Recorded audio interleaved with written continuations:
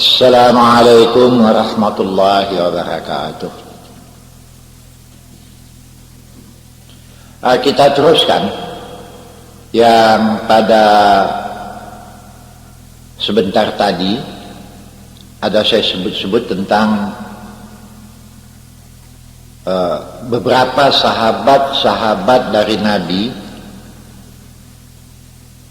bertanya kepada Anas. Lebih saya jelaskan lagi bahwa waktu itu Rasulullah sudah meninggal. Rasulullah sudah tidak ada lagi ya. Anas bin Malik ini satu orang yang paling rapat dengan Rasulullah, bahkan bersama-sama dengan Rasulullah di satu rumah sebagai khadam, bukan hamba ya, hamba lain, menghadamkan diri, bukan hamba. Anas bukan hamba, bukan. 10 tahun itu jadi orang yang paling rapat dengan Rasulullah. Jadi tidak heran kalau ada beberapa keterangan dari Rasul yang langsung Anas mendengar, tapi orang lain tidak mendengarnya. Memang dari istilah ilmu hadis tidak dapat dijadikan hujah. Memang ya diakui nih. Ya. Nah begini katanya. Jadi sahabat-sahabat itu bertanya, apa itu Anas? Di mana kau mengatakan bahasa yang macam ini? Belum pernah, tidak akan satu orang dapat mengatakan ini kecuali engkau sendiri Anas. Betul? Coba katakan. Apa kata Anas? Satu waktu saya dipanggil duduk oleh Rasulullah di rumah ini, di rumah Sitina Aisyah. Waktu itu Sitina Aisyah sedang menyiapkan makanan-makanan. Nah, apa kata Rasulullah? Anas, tahukah kau apa yang akan kejadian sepeninggal aku nanti? Apa itu Rasulullah? Kan sudah pernah kau mendengar bahwa akan tiba satu waktu nanti di dunia ini laki-laki jumlahnya sedikit sekali. Benar, ada pernah engkau katakan. Ar-rijalu, laki-laki satu orang, hatta takuna li khamsina imra'atan. Benar, ada engkau katakan Rasulullah. Maksudnya begini ya, pada waktu itu satu laki-laki 50 perempuan. Betul. Tapi bukan ini yang saya mau katakan. Apa? Akan ada satu masa orang yang mengaku dirinya ulama, yang mengatakan pada waktu itu sudah halal bergaul dengan perempuan walaupun tidak dengan akad nikah. Wah, tegak bulu tengkuk sahabat-sahabat waktu itu. Akan sampai kejadian macam itu? Iya. Itu satu di antara yang Rasulullah katakan kepada saya. Wah, ini kalau sudah ada ulama yang mengatakan bahasa di waktu itu tidak perlu lagi akad nikah, boleh bergaul saja. Wah, ini kan sudah hebat ini. Ini nampaknya sudah serupa dengan PKI nampaknya ini. Asal reda berkeredaan sudah. Ini bayangan ya. Kemudian lama Anas terdiam. Dengan genangan air mata.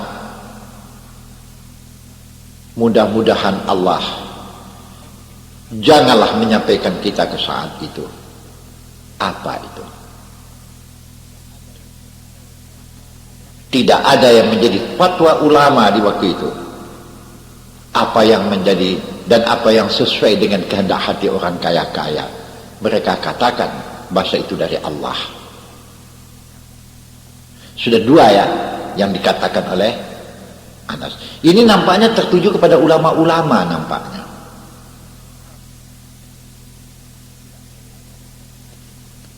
Tidak heran kalau yang sudah, kalau pada saat kita ini sekarang orang bodoh hampir memperhamba dirikan kepada ulama, tapi pada waktu itu ulama yang memperhambakan diri kepada orang yang bodoh. Memang ini di luar pikiran kita semua sekali ya. Tak dapat kita pikirkan ini. Itu maka kadang-kadang yang macam ini kalau ada orang bertanya sama saya sudah tak mampu menjawabnya lagi. Bagaimana ya? Entahlah. Tak dapat dipikirkan lagi ini sama sekali. Nah ini. Inilah barangkali rahasianya satu hadis Nabi yang diriwayatkan oleh Imam Bukhari yang mengatakan ya'ti 'alan nas zaman la yubalil mar'u ma akhadha minhu aminal halali amil harami. Barangkali inilah masa ini dimaksudkan oleh Nabi dengan hadis ini ya. Sabda Nabi, akan datang nanti atas kamu satu saat di mana manusia pada zaman itu bahasa agama yang halal dan yang haram sudah disamakan kedudukannya, dan orang waktu itu tidak peduli lagi. Dan sampailah ke akhir kalimat, laisal Islam illa ismuh wa laisal Quran illa rasmuh. Pada waktu itu Islam hanya sebutan saja lagi yang ada, dan Quran hanya tulisan saja lagi yang ada. Itulah dia peristiwa-peristiwa, tanda-tanda kiamat.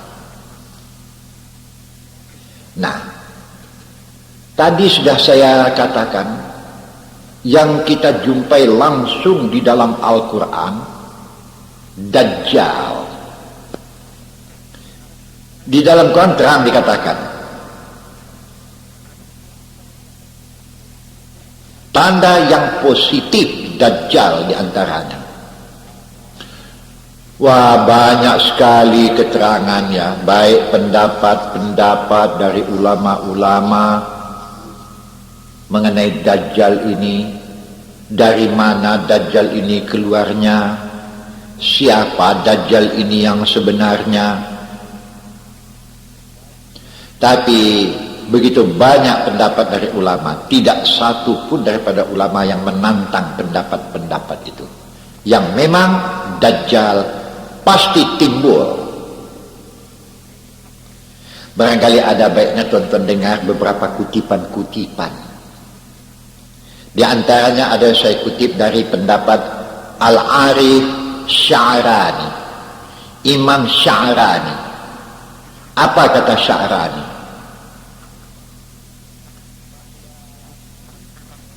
Bahwa seorang laki-laki di Madinah, orang ini orang Yahudi, pernah datang kepada Nabi bertanya. Sebelum saya beritakan ini, perlu juga saya katakan kepada kita semua bahwa hubungan Yahudi dengan Nabi Muhammad, suatu Nabi Muhammad hijrah ke Madinah baik ya. Hubungan mereka itu baik ya. Jadi tidak heran kalau Yahudi datang kepada Nabi sebagai sahabat, tidak Islam tidak, tapi hubungan antara mereka dengan mereka baik. Ya di belakang ya, sesudah beberapa tahun kemudian baru timbul tingkah dari orang Yahudi.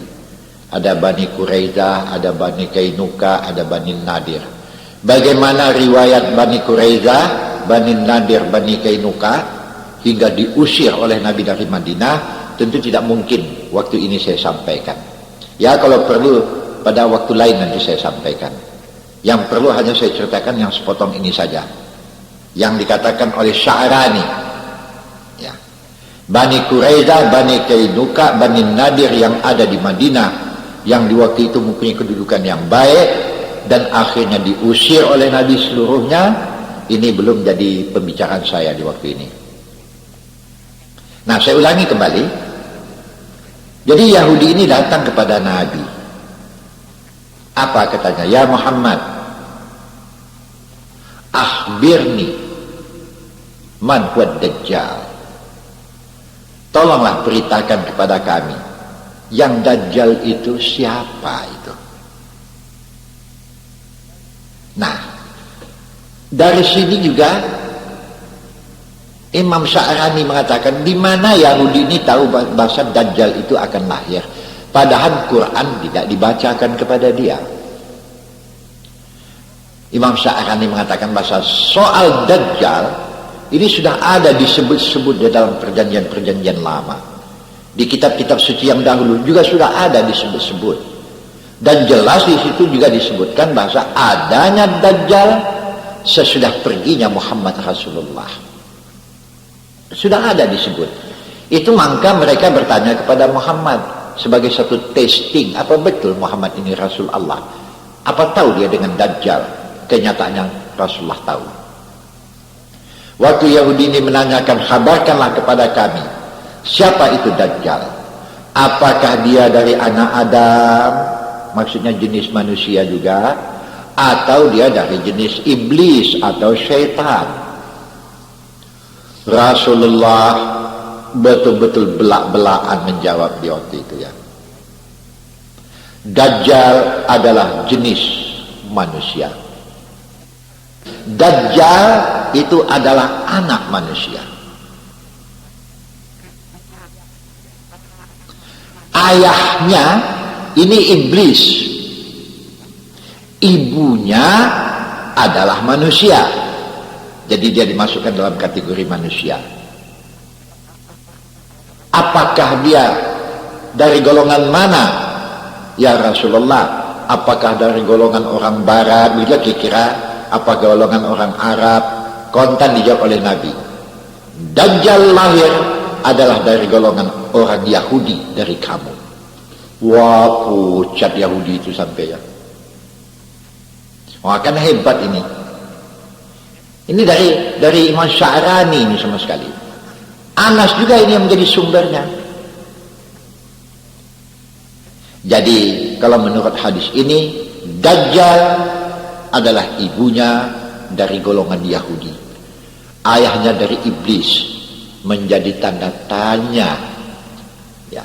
Macam manalah iblis bisa menjadi suami daripada seorang manusia?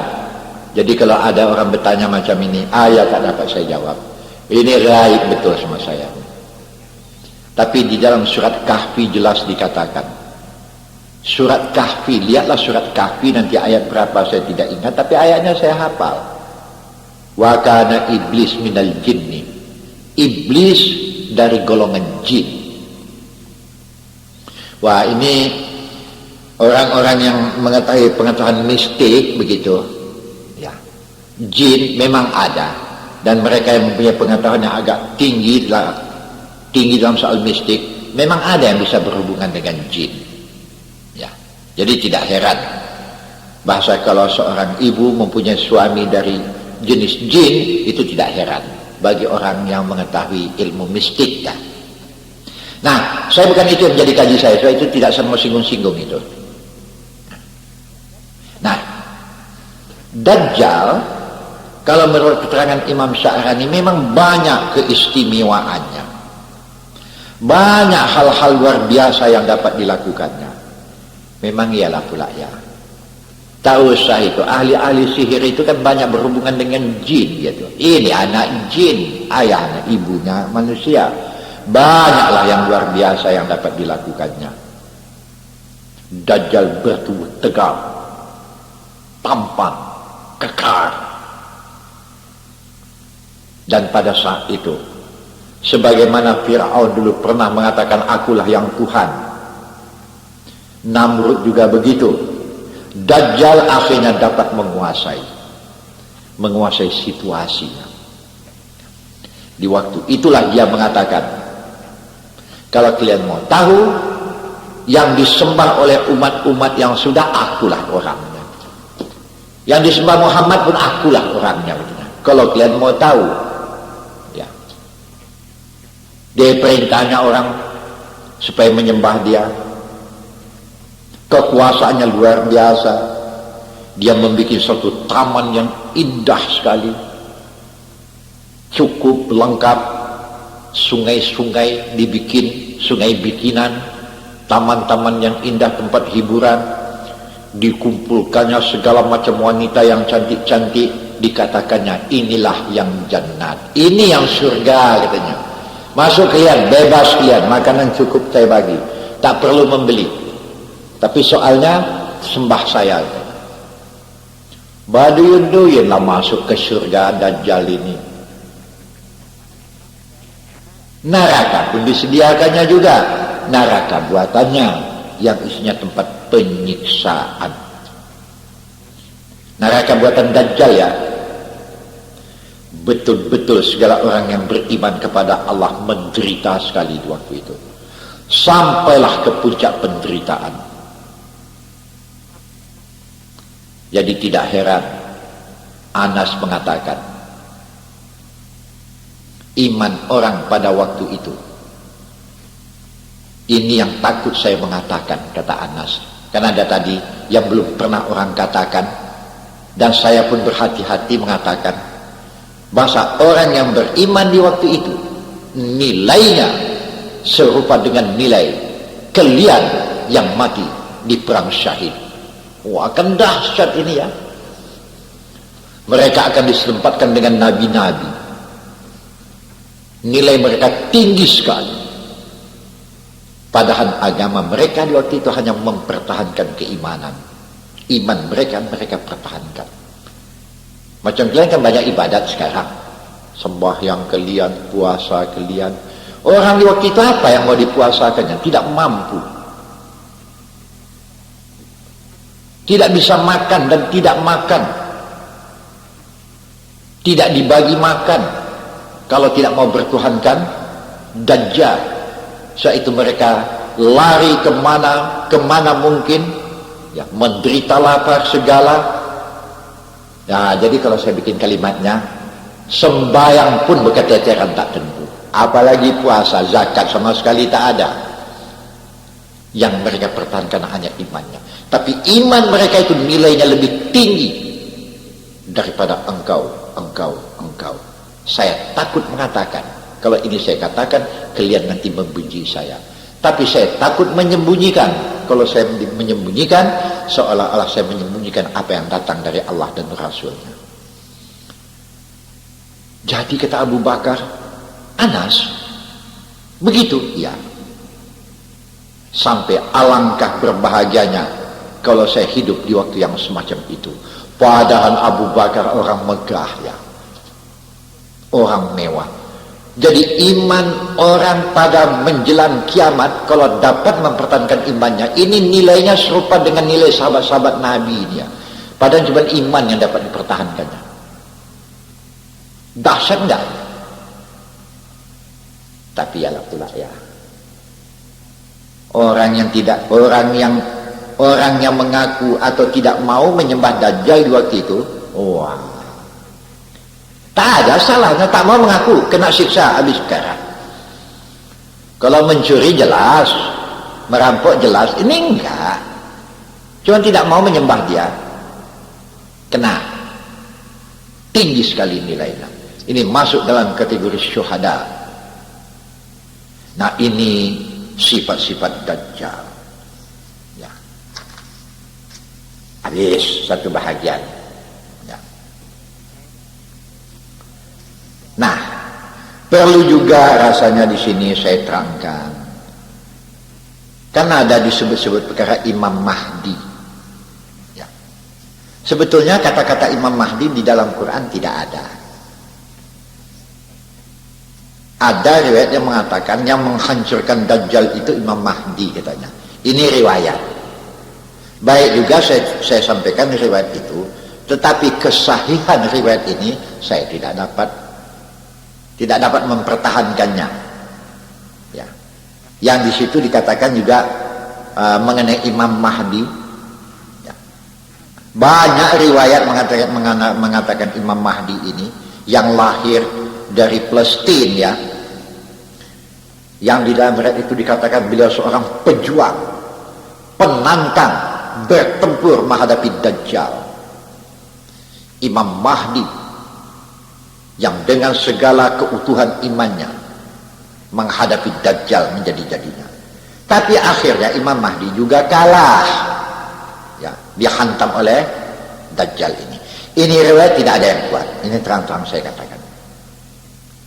Jadi kalau ada tuan-tuan mendengar riwayat Imam Mahdi ini, memang ada. Saya membaca riwayat ini juga ada. Bahkan sampai dikatakan waktu terkurunglah Imam Mahdi di Baitul Maqdis, terkepung. Waktu itu dia mendoa kepada Allah. Maka dengan takdir Allah, tiba-tiba terdengar seruan dari langit mengatakan, hai sekalian umat Islam yang beriman, jangan takut, pertolongan akan datang kepada kamu sebentar lagi. Ada sampai begitu riwayat. Tapi ini tidak ada yang kuat, ya. Tidak satu riwayat yang kuat. Jadi sekadar saya bayangkan saja bahasa riwayat ini ada, tapi tidak usah dijadikan dalil. Habis. Dajjal sebagai manusia, seperti juga iblis, syaitan, mati ya mati. Masa matinya ada, bukan? Sekarang saya sampai kepada persoalan turunnya Isa bin Maryam. Memang hadisnya ada ini. Lain macam Imam Mahdi tadi. Imam Mahdi hadisnya tidak ada, cuma riwayat saja. Tapi mengenai Maryam, Isa bin Maryam, itu memang ada hadis Bukhari, ya. Ini kita jumpai. Diriwayatkan oleh Imam Bukhari ada, Abu Daud ada, Abu Daud At-Tayalisi, ya. Ada riwayat yang mengatakan bahwa turunnya Isa bin Maryam diiringi oleh 70.000 malaikat. Ini riwayat, hadisnya tidak ada. Tapi Isa bin Maryam turun, betul. Nah, Isa bin Maryamlah yang memimpin umat-umat Islam, menyadarkan umat, rasa kasih sayang ditanam penuh di waktu itu. Betul-betul lahirlah rasa kasih sayang, keampuhan umat di waktu itu, keampuhan umat Islam di waktu itu. Inilah yang mengimbangi Dajjal. Isa bin Maryam dengan kaum muslimin yang cukup ampuh dan kuat itu, dihadapinya lah Dajjal dengan pengikutnya. Hancur, ya. Hancurlah Dajjal, hancurlah semua pengikut-pengikutnya. Maka pada saat itu tidak seorang pun daripada pengikut Dajjal yang dapat menyembunyikan diri. Semua, kalau saya katakan, tapi ini kalimat pinjaman, ya, binatang-binatang pun ikut menolong Isa di waktu itu. Maksudnya begini, ada yang lari ke hutan, diterkam harimau. Ini maksudnya, dia kejar-kejar harimau, masuk ke hutan, dia kejar-kejar gajah, ke hutan pergi, tidak aman. Kadang-kadang mereka ada yang pergi ke tepi laut menceburkan diri, menyeberang, menyelamatkan diri, dibantai oleh ikan-ikan paus, buaya-buaya. Jadi berarti semua ikut mengeroyok mereka. Di waktu itu kaum muslimin sampailah kepada kemegahan yang tinggi. Ya tentu sajalah, ya, segala musuh sudah hancur sama sekali. Semuanya sudah di tangan kaum muslimin di waktu itu. Nah, barangkali ada juga baiknya saya sampaikan kepada tuan-tuan. Mungkin barangkali di antara teman-teman saya yang mengatakan bahasa Imam Mahdi ini saya saja yang menolaknya, tidak, ya. Barangkali sepintas lalu bagus juga saya katakan di sini. pendapat daripada beberapa ulama-ulama yang khusus mengenai Imam Mahdi, bukan mengenai Isa ya. Di antaranya macam Ibnu Khaldun. Hadis mengenai Imam Mahdi, kalaupun ada hadis mengenai Imam Mahdi dan yang sehubungan dengan itu, Ibnu Khaldun mengatakan tidak satu pun yang lepas daripada perbantahan.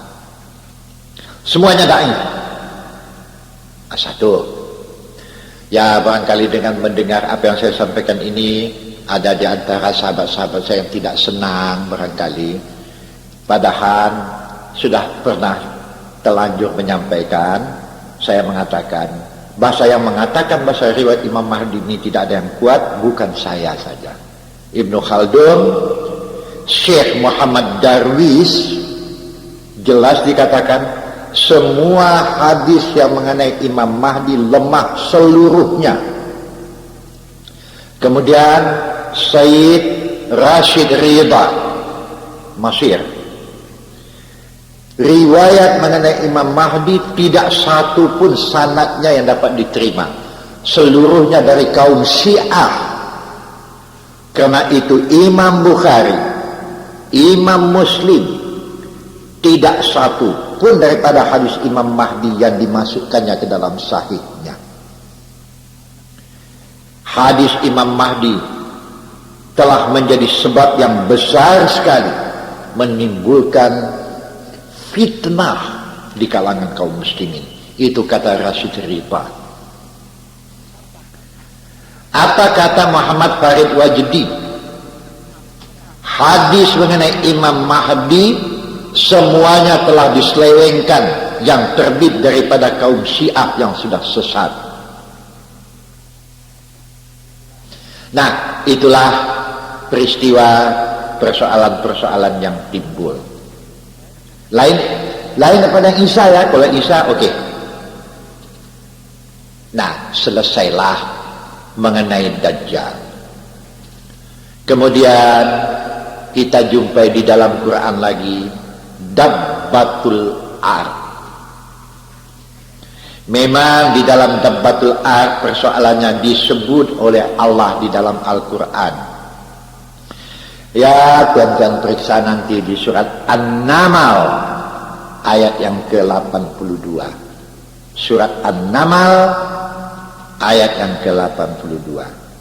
Di situ dikatakan wa idza waqa'al qawlu 'alaihim akhrajna lahum dabbatan minal ardi tukallimuhum innan nasa kanu bi ayatina la yuqinun. Ini jelas sekali kita jumpai di dalam surat An-Naml. Sampailah janji yang kami janjikan, kata Tuhan. Itu kiamat ya. Pada waktu itu keluarlah kepada mereka jenis binatang Dabbatul Ar. Kalau diarti letter lot, Dabbatul Ar binatang bumi. Tapi binatang bumi yang sekarang kan kita kenal. Tapi yang dimaksud dengan Dabbatul Ar sejenis binatang yang tidak pernah dikenal oleh manusia manapun waktu itu. Itulah yang lahir ke muka bumi. Pada waktu itu, maka kiamat pasti akan terjadilah. Nah, ini surat An-Nahl 82. Nah, kemudian untuk menguatkan keterangan saya ini, di surat Al-Anbiya ayat 96 ada disebut lagi Ya'jud Ma'jud.